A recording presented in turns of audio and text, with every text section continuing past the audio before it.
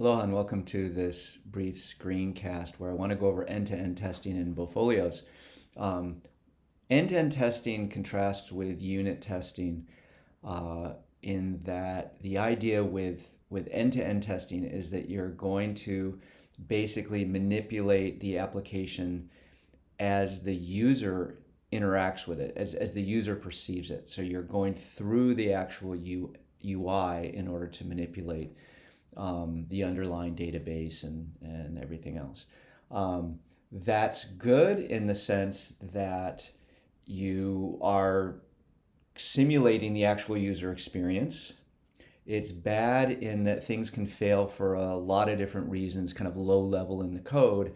And the fact that your top level end-to-end test fails doesn't really isolate necessarily where the problem is. So a unit test, which is going to actually test one little piece of your system, is much better for directly, finding the source of a particular problem.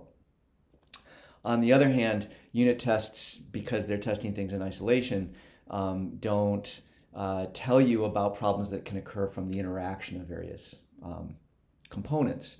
So end-to-end testing is really nice from that perspective. The other problem with end-to-end testing, though, is that you have to be careful about the way you design it, because normally you don't want your end-to-end tests to fail just because someone made a minor change to the user interface and its look and feel. So, you don't want it to test, you don't want it to fail because someone changed the font, or the color of a nav bar or something like that.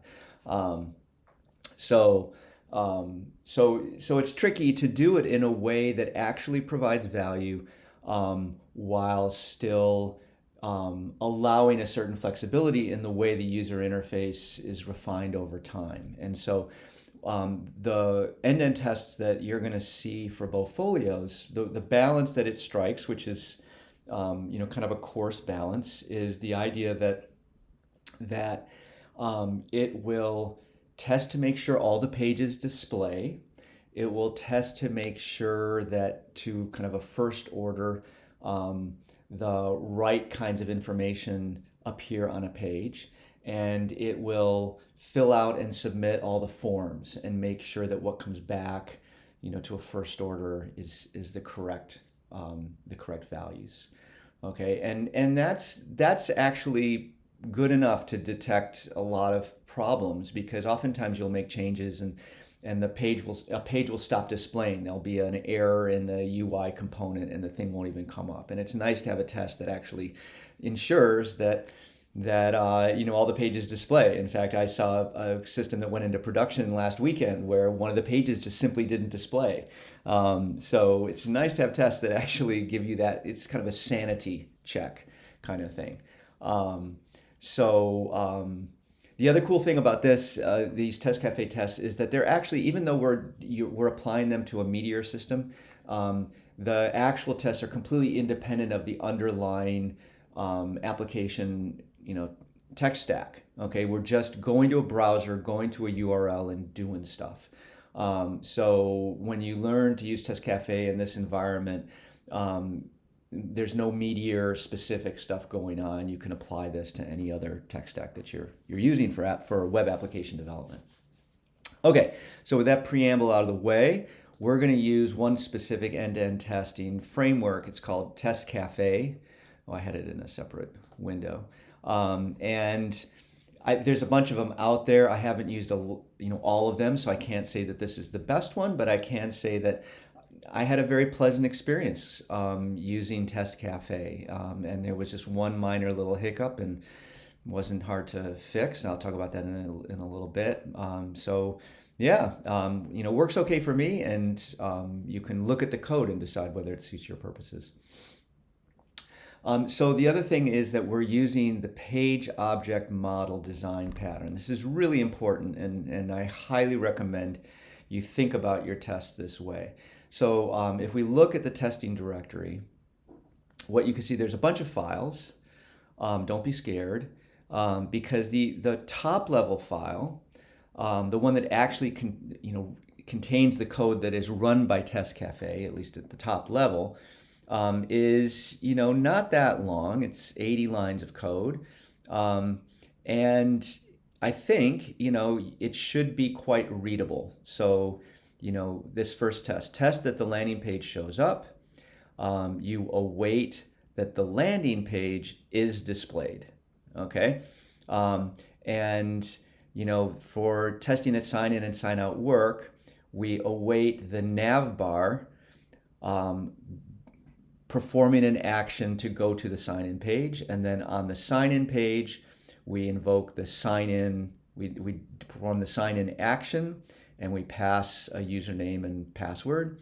And then we ask the nav bar to perform the logout action. And then we check to make sure that the sign out page is displayed.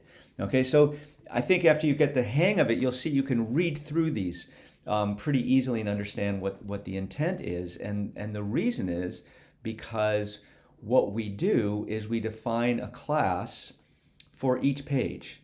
So there's a class called homepage, and then for that page, if you want to update the profile on that page, this is where the code for performing that action is contained. And so when you actually look at your test code, right, you can you can read these top level descriptions, and it's pretty easy to understand. And then you can drill down to see how any of these particular things are implemented. And I don't know how many lines of code. There's probably 500 lines of code in this entire directory, and this is a way of making sure you don't write some massive file with all these kind of low-level details, but it gives you the ability to abstract, I guess. And of course, there's a lot of page reuse. So homepage dot is displayed probably occurs a bunch of different places, or go to sign in page. So you get code reuse from that. So the page object model, super simple concept. You create a class for each of your pages in your system, and that's what we do here. We also have a class for the nav bar that appears on all the pages, but has a lot of useful functionality. So we put that there, and then it's pretty easy to read. It's easier to debug, and kind of easier to scale as you go further and further into it. Okay, so the next thing we should do is tell you how you run it. Okay, so in development mode, the best way to start is thinking about development mode. And so if I go down here, you can see, you can't see because I haven't started. You have to start up your Meteor application, the BowFolios application in development mode. You run Meteor npm start, and you get the system going there. And so we'll wait a second for it to actually come up. Okay, so now it's running in localhost 3000. And so over here, we can say Meteor npm run TestCafe. Okay, and so this starts running TestCafe. It's going to run that single file, tests.testcafe.js. And what you can see here is it's going to bring up a browser, a Chrome browser, and start running through all of those tests. And kind of the nice thing about it is that you can watch it run the tests. And this is super useful in development mode, because if you've got a problem in your code or a problem in your test cases while you're initially developing them, you can kind of watch what it does, and you can see exactly, it's pretty easy to figure out exactly where the test case fails. It's got facilities to kind of take snapshots and stuff if you want to kind of see something, but I never found that was actually that important. You can just watch it, and then if there's an error, which I'll show you in a second, the error message is pretty informative. So there you go. We run all our test cases, and everything's okay. And this is kind of the output that should happen. There is another mode which I'll get to in a second called continuous integration mode. But first, let's see what happens when when there's an error in the system. So I thought, one way to do this, if we look through this file, we have this kind of object that has credentials for the default fixture, the default DB contents that is provided when you say, Meteor npm run start. So let's just change, this fake user's password to be something that's not valid. And let's run it and see what happens. Okay, remember now in the database, it's still, foo, but now when we run the test cases, it doesn't have the right password to actually log in. This will be fun because I have not actually ever tried this before, but hopefully it'll be fine. So we come up and we load a web page, and now we're gonna have a problem. Login was not successful. Okay, so it's expecting that we go to the home page for this user, and it's waiting to see that that home page is displayed, and it doesn't happen. Okay, now it continues on.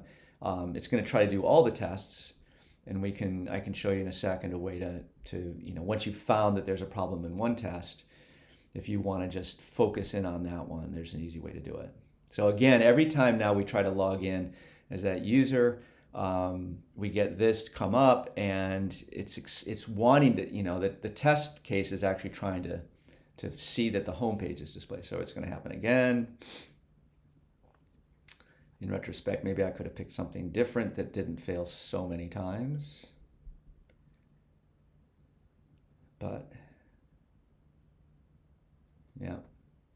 And then there is this default period of time that it will wait and keep checking.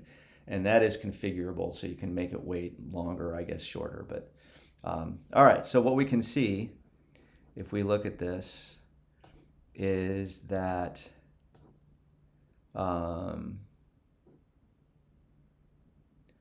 let's go back up to the top here.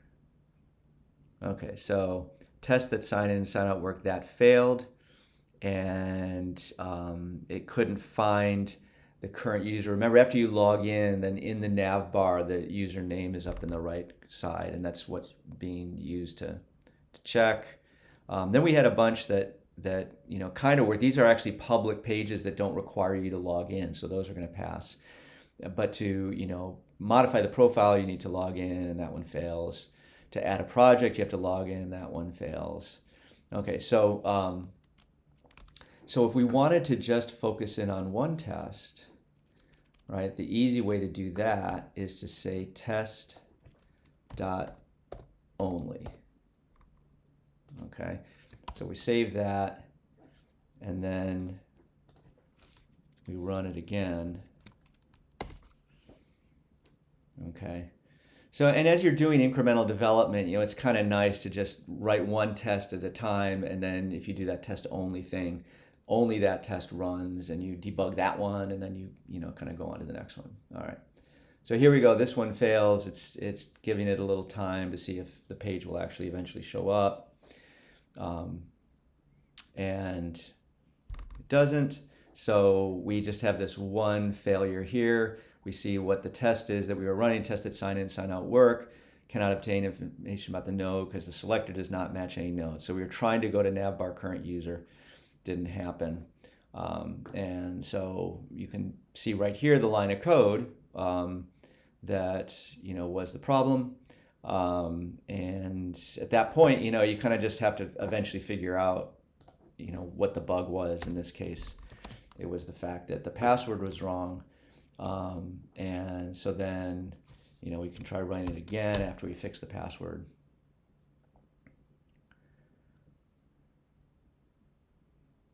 And with any luck, this time it'll be fine. There we go. Okay. All right. So as you look through this, you can see there's a first test to see that the landing page shows up. So what you're going to see is that I basically try to kind of in one test check one piece of functionality. So I wanted to make sure that when you actually just go to localhost 3000, you see the landing page. Then I make sure that you can sign in as someone and you can log out and the correct pages are displayed. Then I check to do the registration. So now I create a new user. And what you see here is that when I create that username, I embed a UTC timestamp. Okay, so this is the other thing about end-to-end testing that's important to kind of do, I think, to make things more usable is to not insist that the database be in this exact single state for each test. Now, I mean, this is again kind of a way of, there's certain kinds of things you can't test for when you don't guarantee that the database is in exactly a single state. But for these kind of purposes, this kind of sanity check, are all the pages appearing, and can I perform all the functionality? Then it's really doesn't improve the quality of your tests to require the database to be in a single state. So the way that I enable, and what that means in practice, is that you can just simply run this test, and the actual development database is changing over time, but your tests are going to pass because you've engineered the tests to not require the database to be in this exact one state. So in order to register a new user, I need to have a new username each time, because usernames need to be unique. And so the way that I do that is I just embed the UTC timestamp into the username, and that guarantees that it's unique. So that's why I did that there. The profiles page, that's really easy one, right? You just go to the profiles page from the nav bar, because you can see profiles without logging into the system. Interests and projects, same thing. Very simple tests. They're almost exactly the same, and they use that page object model to make it very easy to read the code and understand the intent. So here's one where we want to make sure that the home page displays, and we can modify the profile. In this case, I make sure that we have logged out. So I have this kind of this nav bar. Where is it? Ensure logout. Okay, so this is one where I check to see whether this nav bar current user ID exists. And if we go to the nav bar, okay, so nav bar current user, you can see, okay, here it is, ID nav bar current user. So that is only displayed in the user interface when there is a current user. Okay, so the other thing to note as you look through these tests, you're going to see a lot of tests where you have a selector that's looking for an ID. And the simplest way to always notice that is that you have this pound sign that indicates it's the ID field that's being checked for. So as you build your tests for your system, you're going to want to go through, and as you can see now, there are IDs kind of intersprinkled throughout the user interface, which are there exactly so that it makes it simple for us to write tests to look for UI components with a specific ID. And if they're there, if they're there, then so in this case, we check to make sure that ID field exists in the user interface, and if it does, then we click on that current user button thing at the top right, and then we select that, click on the sign out button. So this is, and if we are already logged out, then this doesn't exist and we don't execute that code.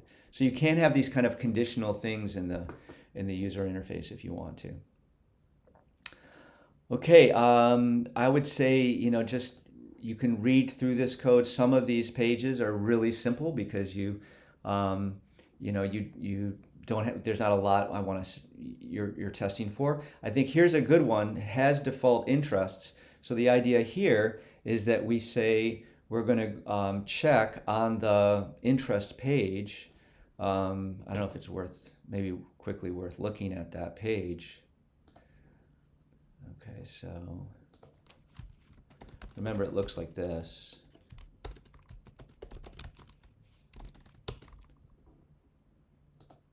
Okay, so it's got a bunch of different cards there. And so the actual test tests to make sure that the number of cards on that page is greater than or equal to 9.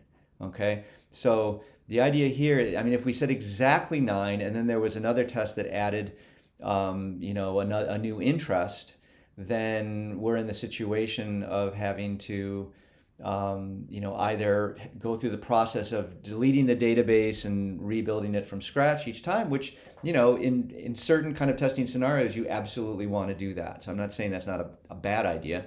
What I'm saying is, given the kinds of testing, our testing goals for this end-to-end tests, it suffices to say, look, if there's at least 9 interests displayed, then we know this page is displaying interest, which is what we're nervous about. If there's no interest being displayed or the page doesn't come up at all, that's the kind of error that we're trying to find in this case.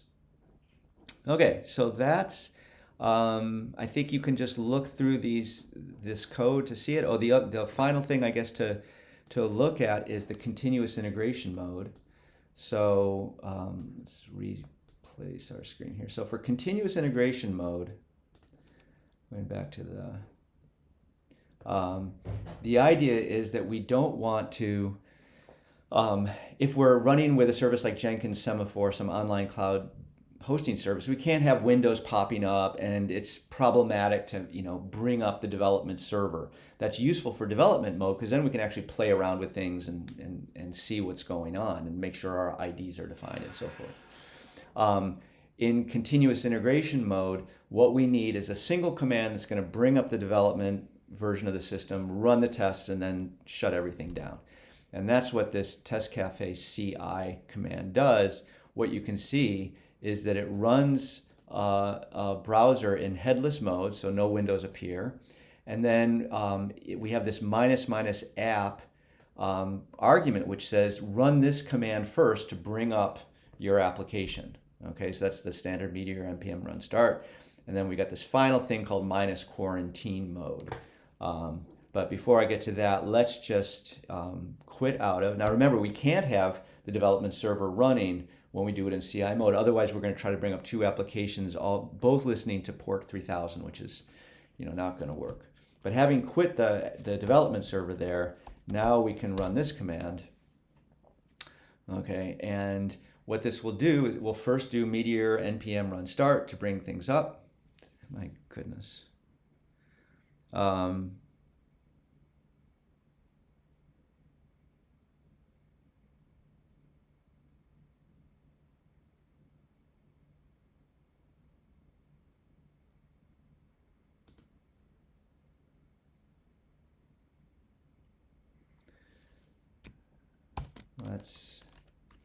Let me fiddle around here and see what the problem is. Okay, so the problem was that I had the test.only still, we were only running this test, and that was the reason why that particular problem happened. So let me just, I got rid of the test.only, which meant that this test that landing page shows up is going to be the first thing that runs, which is going to result in the right behavior. Always great when things break. So here you can see we aren't having any windows being displayed, and we've started up the application in the background, and now we're going to run through these tests, and you can see we get this unstable value for this first one. That's okay. It just means that for reasons I don't quite understand, TestCafe in this mode requires a couple attempts to see the landing page. But you can see that once it gets to the landing page, everything else works fine. And I assume this is some kind of interaction between the length of time it takes for the Meteor application to come up and when it actually starts trying to look at it. I fiddled around with timeouts and so forth, and or waits, and I found that this was the way that worked the best. So here you can see, everything works fine. And so there you have it. This is end-to-end testing in BowFolios. Hope you enjoy.